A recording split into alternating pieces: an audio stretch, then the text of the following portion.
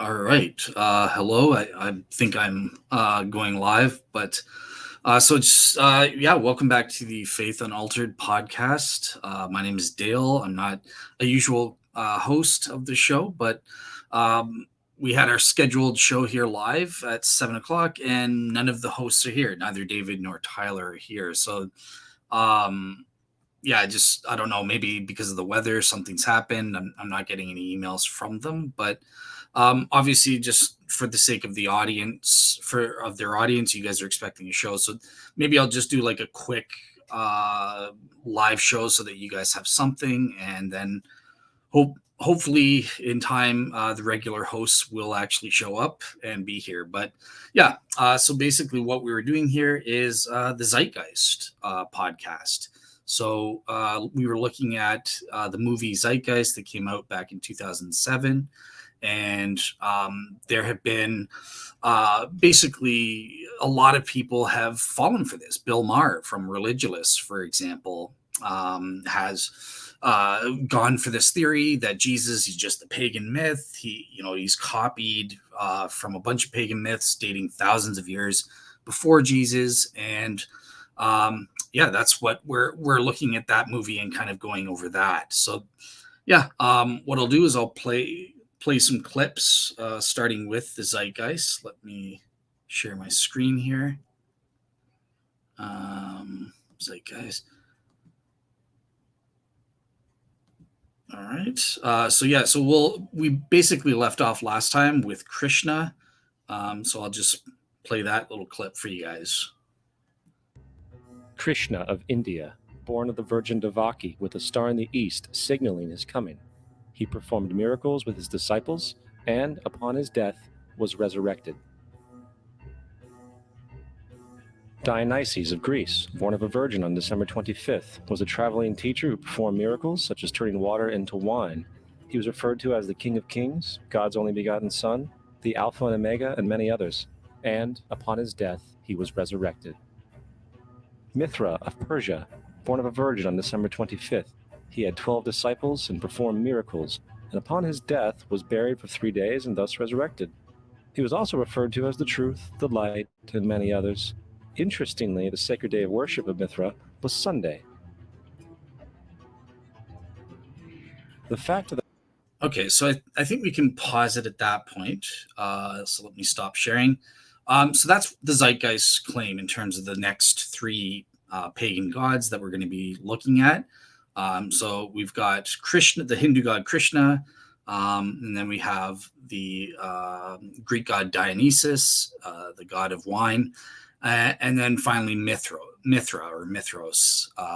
So yeah, I'm going to play couple clips. Again, still nothing in the email from David or Tyler. So yeah, I'm just going to continue on and kind of spend some time going over some clips assessing these ones. So here's one with the Hindu god. All right.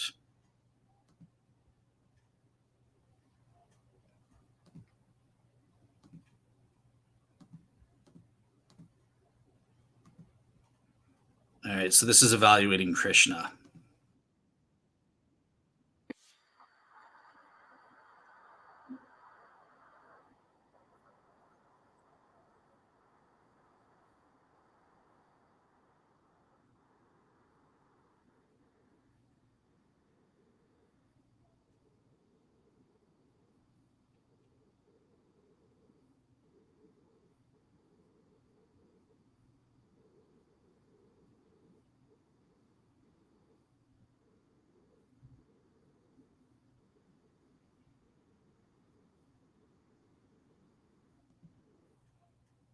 Yeah, so basically, as you can tell from this clip, this is absolutely right. Krishna's dad, Devaki, was not a virgin at all. In fact, she had sex.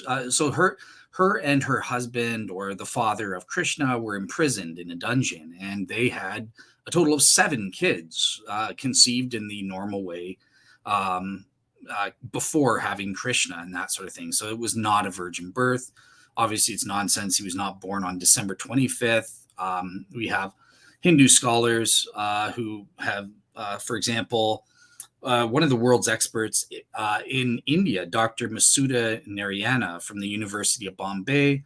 She said, look, she's never heard of any Krishna ever being born of a virgin on December 25th. In fact, he was born on the 8th day of the waning moon in the month that comes between August 15th and September 14th in the Gregorian calendar. And in terms of a star in the east, that was his next claim. That's just total bunk. What happened is that the stars, plural, were twinkling at the time Krishna was born. That is nothing like Jesus in terms of the Star of Bethlehem, singular, that served as a special supernatural sign for Jesus there. Okay, so I see someone in the comments. Amir is saying Christians altered it. There's this comment there. So yeah, I'm not sure what you mean. Like Christians just slightly altered it. I would say that that's not true. I think it's a totally original claim. Just because stars are involved, obviously the celestial bodies for ancient peoples in general were special, right? They provided portents for special events and that sort of thing. But to suggest that there's any connection between the stars twinkling in the skies when Krishna was born and then, Jewish people living in the first century had any causal connection between that peril, knew the story of Krishna, and then just slightly tweaked it to say, oh, well, we won't say the stars were twinkling. We had a special star, the Star of Bethlehem. That's not true at all, I would say. And obviously there's no death and resurrection at all.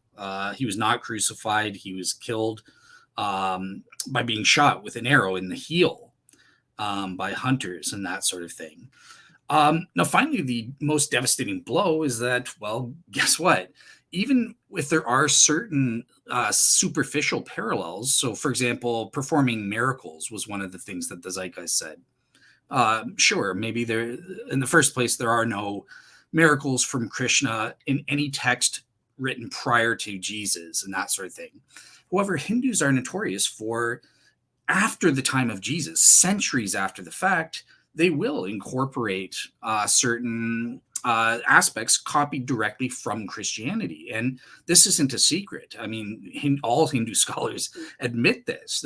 They're an inclusive religion. They're like, wow, this story of Jesus sounds interesting. Let's incorporate it into our story. And I even had on my own show, Real Seekers, a former Hindu named Omar Fakuri, and he was on the show, and he in fact admitted that his specific sect within Hinduism, they copied from Christianity centuries after the fact.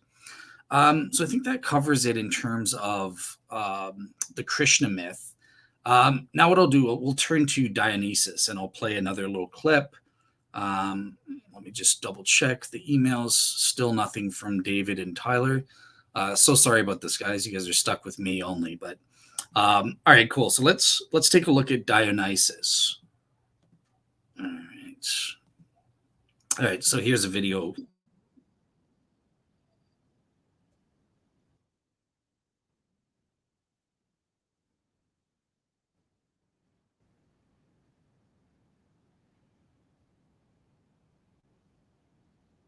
Actually, I just realized you guys can't hear that, can you? Probably. So let me share again and try to set up the sound. Oh, okay. Yeah, you can. Share system audio. Okay, so here is a little clip on Dionysus.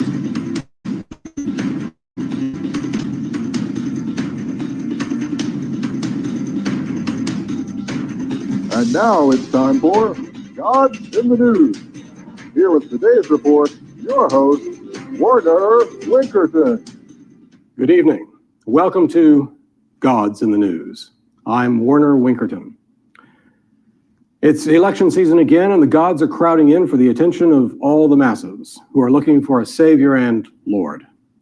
As a public service, this program is interviewing all the divine candidates. Today we have with us one of the, shall we say, more colorful of the group. That's right, Warner. I'm Dionysus Divine. I'm the god of wine who's so handsome and fine. Woo! Yes, Dionysus, thank you. You've claimed in some of your literature to, and I quote, give the creeping heebie-jeebies to that Jesus cat. Would you mind explaining that for our audience? Well, Warner, let me tell you something about that Jesus cat. All that stuff about him turning water into wine, being born of a virgin, being crucified, he got that from me, baby. Check this out. This here's a picture of my mama, Simile. She was a virgin when she had me, and you can take that to the bank, baby. Yes. Well, I hate contradicting our guests, but according to my sources, Mr. Dionysus, the chief story of your origin says that your dear mother was impregnated by Zeus in the form of a lightning bolt. That's not exactly what I'd call virgin, sir. Let me tell you another story, okay? You know the story of how Jesus turned water into wine, right? Who do you think gave him that idea in the first place? I'm the god of wine, Warner, baby, and nobody, I mean nobody, gets wine from water like Dionysus. Well, I confess that your association with wine is a well-known fact, sir, and I do see that you have more than a passing acquaintance with it. However, according to the historians I have consulted, that story of you turning water into wine dates to a time after Jesus lived. Can you comment on that? Oh, it does? Well, I gotta know the story. Let me tell you about this one. Know who that is on the cross, Warner? Yeah, baby, that's me, the one and only. Dionysus hung on a cross for your sins, little man, and that's a fact. I've seen that picture before, sir. I believe it's an artifact recognized by modern scholars to be a forgery.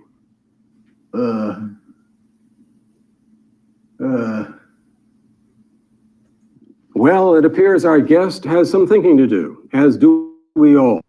So as you guys can see, Dionysus is also a huge failure in terms of the Zeitgeist theory there.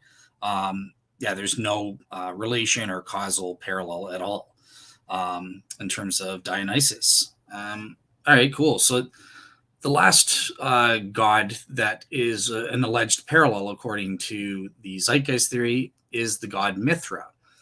And as we're going to see here, there's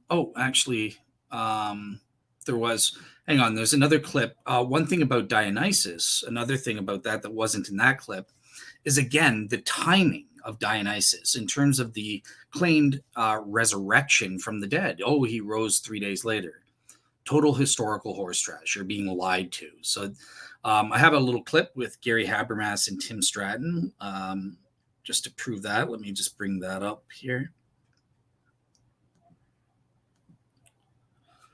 All right, so share my screen. Share audio.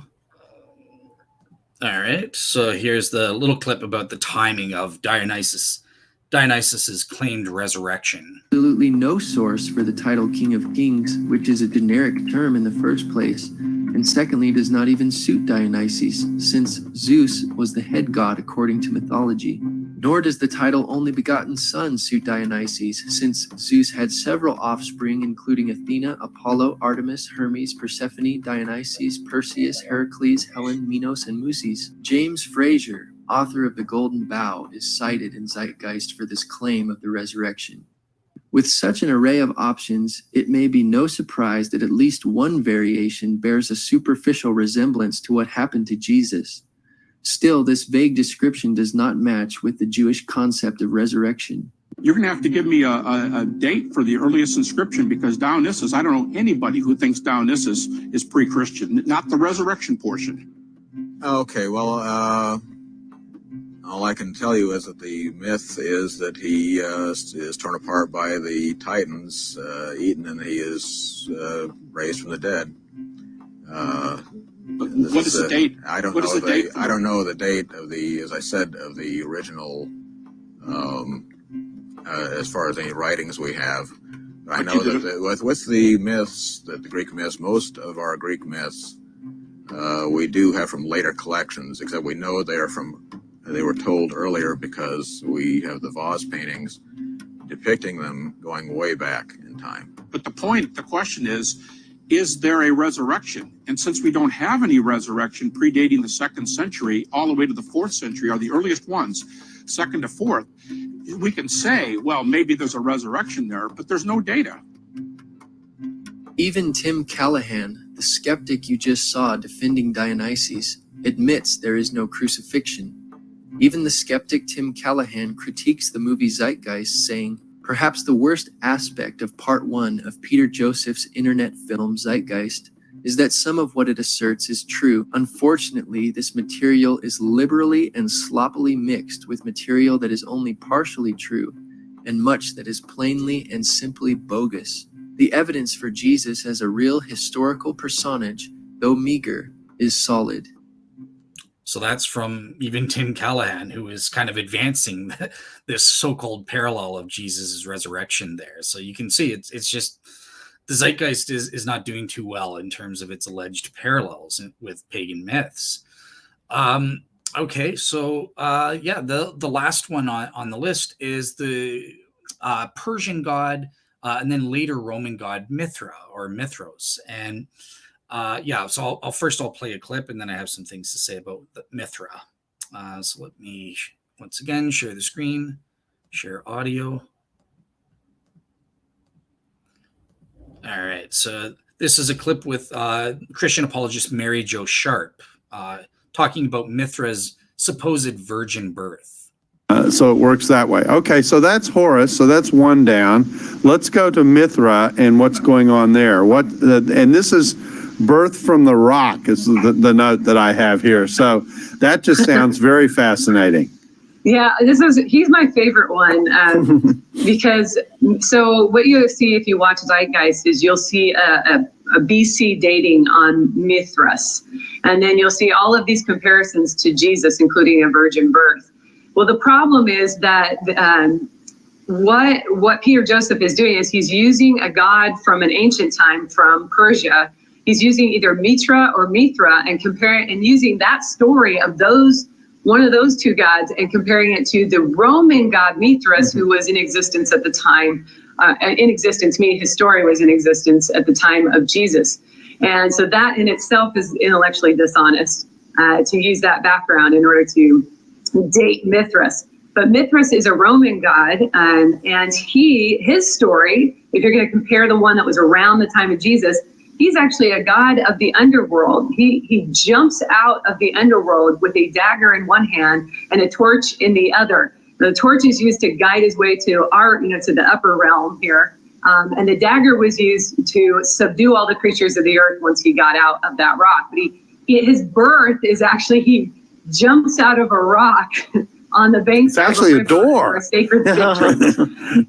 Yeah. So as you can tell here, so in terms of saying Mithra was born of a virgin, is just totally ridiculous. And he was born of a rock. So yeah, sure. What does Zeitgeist do? They try to say, well, technically speaking, a rock is a virgin, right? So it all makes sense, doesn't it? Come on now. Let's be honest here. You're just being biased and desperate if that's the best you can do to show there's an alleged parallel between Mithra on that front. Obviously, in terms of the other parallels that Zeitgeist says, yes, he was not crucified nor resurrected. That's just total lies. There's also this confusion between the Persian god Mithra that dates to 500 BC, the time of Zeitgeist. So it's around in the Achaemenid period of the Persian Empire. And that's totally different, has no bearing to the Roman Mithra. The god Mithra became popular in the Roman Empire after Jesus, about 200 years after Jesus. So there's obviously no connection there in terms of early Christians living in the 1st century wanting to copy the Persian version of the Mithra myth or anything like that. No, it entered the Roman Empire much later on. Hey, Jezza, nice to see you. All right, awesome. Cool. So yeah, with that said, let me see what time it is. Okay, so I think just to give the people that are here live their due, we'll go through a refuting video with commentary just for the next 20 minutes or so. If Tyler and David haven't shown up by then, I can shut this down, and I think that will give you guys good enough. Okay, Jezza is saying they are all miraculous birth tropes, but a miraculous birth is not surprising for a god. Yeah, that's a good point. Sure, I wouldn't say all of them are miraculous, but definitely a lot of the gods. Mithra, being born of a rock, that's miraculous, right? So, yeah, you could make a loose parallel that there are some gods have miraculous births, but that again, that's Zeitgeist is saying no, it's a specifically virgin birth, and as we're going to find out later on, the reason they're doing that is because they want to link it to astronomy. Basically, Virgo, the Virgin, is one of the constellations. So it's kind of got to be a virgin, otherwise the theory of Zeitgeist totally fails. But yeah, definitely other gods have miraculous births. Yep, cool. All right. So let me just find this spot here. Just give me a second. Now we're kind of getting into the second part. So this is where like the astro. How does these pagan myths relate to the stars and the sun and stuff like that? Where does all of that come from? So let me bring that up. Share screen. Share audio. All right. So Birth sequence is completely astrological. The star in the east is Sirius, the brightest star in the night sky, which on December 24th aligns with the three brightest stars in Orion's belt. These three bright stars in Orion's belt are called today what they were called in ancient times, the Three Kings. And the Three Kings and the brightest star, Sirius, all point to the place of the sunrise on December 25th.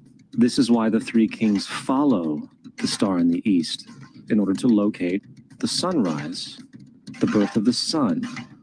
Once again, even if you were to label the three stars in Orion's belt the Three Kings, it would be irrelevant to the Bible, as is December 25th irrelevant. Though the Magi, not kings, presented three gifts, nowhere do the Bible writers make an issue of there being three of them in number. Apparently, it was insignificant to the Gospel writers, and so it is to us as well. This entire astrological premise is problematic. Not only does Sirius align with the three stars in Orion's belt 365 days a year, and not only in December, but they are more or less aligned to the sun for almost all of the winter months. There is nothing at all special about December 25th. In fact, it is by December 25th that Orion is almost totally below the horizon. It would be much more accurate of Zeitgeist if this event was said to happen a month or so earlier.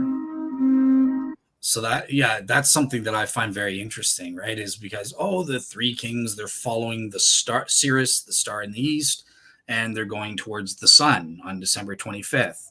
Sounds like Jesus, right? But obviously it's nonsense. It actually doesn't line up properly in terms of following the sun and going towards the sun. You see at that part, whereas not only does Sirius align with the three stars in Orion's belt 300 and it would be so you can see it's kind of misaligned. It's underneath the sun. If you're going November, then it points directly at the sun. So that would be a much better fit. So you can tell it doesn't work on that front. All right, let's continue on. We've got about 15 minutes. So be much more accurate of Zeitgeist if this event was said to happen a month or so earlier.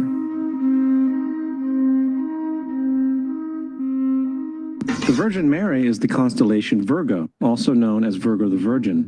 Virgo in Latin means virgin. Virgo is also referred to as the house of bread, and the representation of Virgo is a virgin holding a sheaf of wheat. This house of bread and its symbol of wheat represents August and September, the time of harvest. In turn, Bethlehem, in fact, literally translates to house of bread. Bethlehem is thus a reference to the constellation Virgo, a place in the sky, not on earth. Bethlehem indeed means house of bread. Nevertheless, there is no basis for concluding that Bethlehem was a fictitious place which was fabricated based upon the constellation Virgo in the sky. The existence of Bethlehem is attested by biblical and extra-biblical sources. First, Old Testament authors prior to the 1st century mention Bethlehem.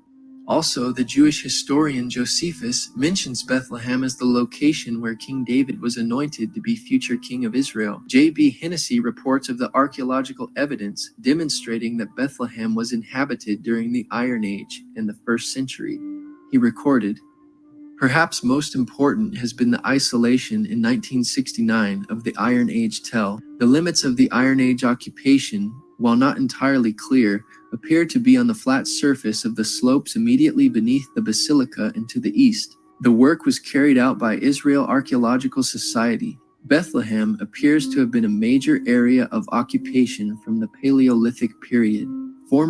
So it's just to kind of pause it for copyright purposes, but it's incredible. Not only is Jesus based on these astronomical bodies and stuff, but they even say that Bethlehem is a myth, as a place. It didn't exist and stuff. So you can see it's quite ludicrous. There's not a PhD historian, archaeologist in the entire world, whether atheist, Christian, whatever, that would doubt the existence of Bethlehem.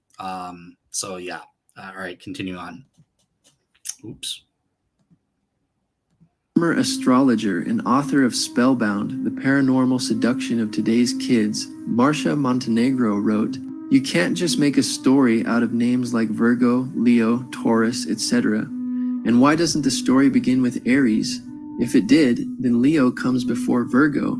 Yet Leo is supposedly Jesus, the Lion of Judah. It seems it would come after Virgo, not before." So that's just kind of a common sense point, right? Obviously, if Virgo is meant to be the Virgin Mary, and she gives birth to Jesus, who is known as the Lion of Judah, that's one of his titles. So then, yeah, the Leo in astronomy comes before Virgo in the zodiac signs, but it should be the opposite, because first came Mary, she gave birth to the Lion of Judah, to Jesus. So this doesn't match at all. Story. There's another very interesting phenomenon that occurs around December 25th, or the winter solstice. From the summer solstice to the winter solstice, the days become shorter and colder.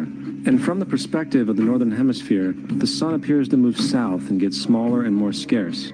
The shortening of the days and the expiration of the crops when approaching the winter solstice symbolize the process of death to the ancients. It was the death of the sun. And by December 22nd, the sun's demise was fully realized. For the sun, having moved south continually for 6 months, makes it to its lowest point in the sky. Here a curious thing occurs. The sun stops moving south, at least perceivably, for 3 days. And during this 3-day pause, the sun resides in the vicinity of the Southern Cross, or Crux, constellation. And after this time, on December 25th, the sun moves 1 degree, this time north, foreshadowing longer days, warmth, and spring. Anybody with a simple astrology program can confirm for themselves that during the lifetime of Jesus, or in any other time for that matter, that when the sun rises, it is nowhere near the Southern Cross. The idea that the sun rises in the Southern Cross constellation is ridiculous. Dr. Noel Swerdlow is professor of astronomy and astrophysics at the University of Chicago. He also specialized in the study of the practice of astronomy in antiquity through the 17th century. He states, "That crux, the Southern Cross, was not recognized as a separate constellation in antiquity because, as seen from the Mediterranean, it is low on the southern horizon and is surrounded on 3 sides by the stars of Centaurus, which is a large prominent constellation, and the 4 bright stars of Crux are included as stars of Centaurus in Ptolemy's star catalog. It is only when you go farther to the south, so that the Crux is higher in the southern sky, that it becomes prominent as a group of stars by itself. So its recognition had to wait until the southern voyages of the 16th century. Thus, that's just amazing, right? So like apparently all these pagan myths understood, right? The sun would go on December 22nd and then die on this Southern Cross, quote unquote, die on the Southern Cross. In other words, it would stay still for 3 days and then the days would start getting longer and longer, starting December 25th, symbolizing resurrecting from the dead. But yet, not only is the sun nowhere near this southern cross at all, so that's just a total lie on Zeitgeist's part, but additionally, the ancient people didn't even know, even the medieval people didn't even know about the existence of this constellation until they went to the southern hemisphere with their sea voyages in the 16th century with Christopher Columbus and what's the other guy? I want to say Ferdinand. So this is just complete ridiculousness on the part of the Zeitgeist.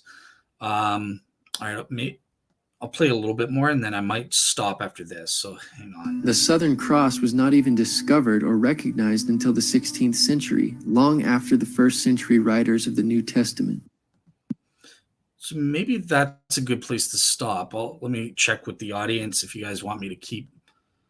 Well, what do you guys want? Do you guys want me to keep going for the ones in the audience for a little bit more, or do you want me to stop and then end the broadcast, and then hopefully when David and Tyler are back, we can like resume and just kind of re-go over what we did?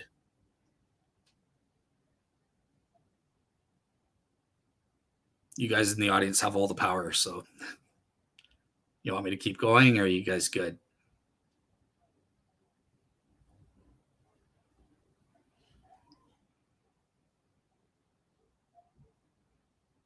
Okay. All right, so no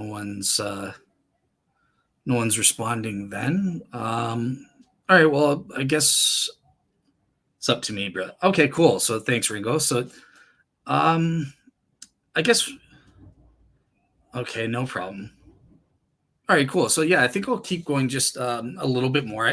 Again, I don't want to go too far into it because I know that David and Tyler will want to have their say on some of the stuff we're going over in this one. So yeah, we'll do a little bit more. So hang on. Oops. Share the screen, share sound. All right, let's keep going. And thus it was said, the Son died on the cross, was dead for 3 days, only to be resurrected or born again. Christians have never said anything like this, that the Son, S-U-N, died on the cross. Maybe Peter Joseph wants us to think ancient religions said this, but they did not either, and there is likewise no reference or source for such a saying. Now, probably the most obvious of all the astrological symbolism around Jesus regards the 12 disciples. They are simply the 12 constellations of the zodiac, which Jesus, being the sun, travels about with. The source for this claim is author and skeptic Acharya S., who alleges the sun's followers or disciples are the 12 signs of the zodiac through which the sun must pass. But Jesus did not pass through his 12 disciples in any fashion similar to the zodiac. If the Bible was based off the zodiac, we would expect to see the similar movement of Jesus through the disciples. Furthermore, the 12 disciples were most certainly assigned by Jesus because of the 12 tribes of Israel, which Zeitgeist also alleges is symbolic of the zodiac. But the book of Genesis was written approximately in 1000 BC and contains the story of the 12 tribes of Israel, which would have occurred even earlier. The division into the 12 zodiacal signs did not occur until the Babylonians made the divisions in the 5th century BC. Therefore, reading astrology into the 12 tribes upon which the apostles of Jesus were based is impossible, because the 12 tribes existed long before the division of the 12 signs of the zodiac. Astronomer J. Pasakoff confirms, the Babylonians divided the zodiac into 12 constellations in the 5th century BC. So the only evidence that remains for this claim is the number 12.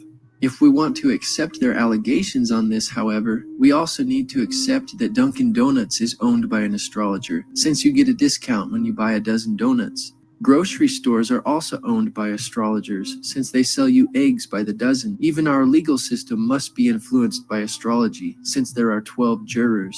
Unlike fictitious myths and legends associated with astrology, we have much historical evidence that the 12 apostles were indeed real historical people. For example, In 95 AD, Clement wrote, Peter, through unrighteous envy, endured not one or two, but numerous labors when he had at length suffered martyrdom, departed to the place of glory due to him. In fact, the number 12 is replete throughout the Bible. First of all, Zeitgeist stacks this list of 12s by repetitions to make it look more impressive than it actually is. The 12 tribes of Israel, 12 sons of Jacob, and 12 great patriarchs are all the same 12. There is no difference. There are 12 judges of Israel if one was to count, but the Bible never makes any issue or significance out of it. There are actually 17 Old Testament prophets, not 12. Zeitgeist missed this figure by 5. One can only wonder where they got the idea of there being 12 kings of Israel. If referring to the northern kingdom of Israel, there were 19 kings, and there were also 19 kings in the southern kingdom plus one queen. This is not including the 3 kings of Israel before the kingdom was divided. If you add these numbers together, you do not get 12. If you subtract, multiply, or divide these numbers, you cannot get 12. And no mention or reference is made in the Bible to 12 princes. If the king's sons are in view here, then Zeitgeist is way off, for many of the 41 kings had numerous sons, like King Ahab, for example, had 70 sons. Coming back to the cross of the zodiac, the figurative life of the sun, this was not just an artistic expression or tool to track the sun's movement. It was also a pagan spiritual symbol, the shorthand of which looked like this. This is not a symbol of Christianity. It is a pagan adaptation of the cross of the zodiac. What Zeitgeist refers to as the cross of the zodiac is actually the wheel of the zodiac, which has no relationship to a Roman crucifixion, the way in which Jesus was killed. To extrapolate 2 perpendicular lines from the zodiac wheel and conclude that Romans used this as their motivation to crucify criminals is preposterous. It was not until Christianity became paganized that the cross image came to be thought of as a Christian symbol. Crosses in churches were introduced in AD 431, and the uses of crosses in steeples came about in AD 586. Now, the Bible reflects, broadly speaking, a symbolic movement through 3. All right. Just to stay safe, because again, this isn't my podcast. I think I will stop at this point. Okay. So I did get an email from Tyler saying that David apparently said he wasn't going to do it tonight. So thanks for letting me know, guys. But anyways, I gave the audience who is here a little something, a little teaser. So at least you got something on Zeitgeist tonight. And yeah, we'll pick it up with David and Tyler on a future date. But math, I'm beat. All right, cool. So thank you very much for listening, and have a very Merry Christmas, everyone. It should be a good time, and I'll see you guys next week whenever David and Tyler are free. All right, take care.